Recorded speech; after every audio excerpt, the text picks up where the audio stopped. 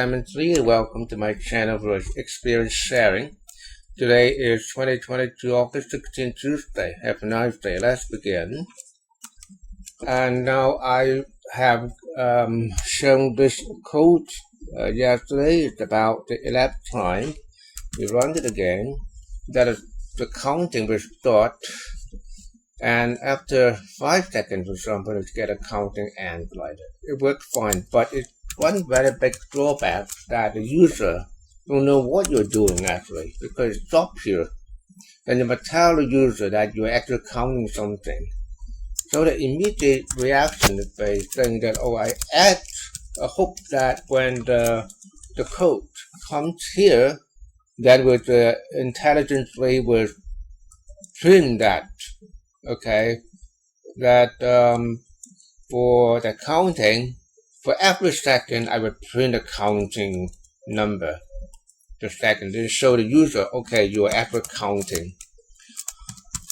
And let's try whether to do it.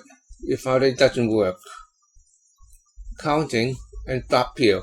Only after 5 minutes then it will print out, but that would be too late. That means that you show the counting, show the sequence only after the actual counting, because it's running not as async here, it's running actually a sync here, so it doesn't work. How can we do it? Yeah, that is a very good article here that explains everything. That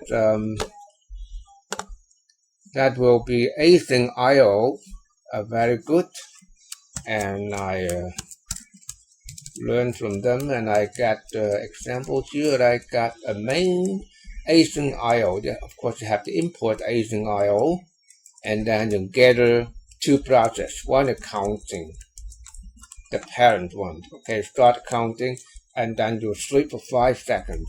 Because now you are using async, right? Because you're using async, then it would intelligently jump to a specific count, and then I would, for every number, every second, sleep for 1 second, I would print out. So what does it mean? This means that it would here, initially here, right? And then it would jump to here and finish this process.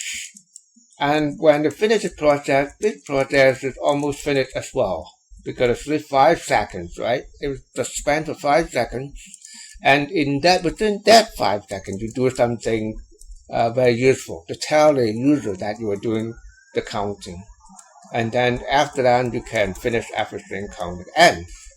See whether it should work. Decide yes. Start counting, and 1, 2, 3, 4, 5. Oh, counting ends. Then the user know what you're doing. Of course, but there is one drawback. The counter will think, well, you are actually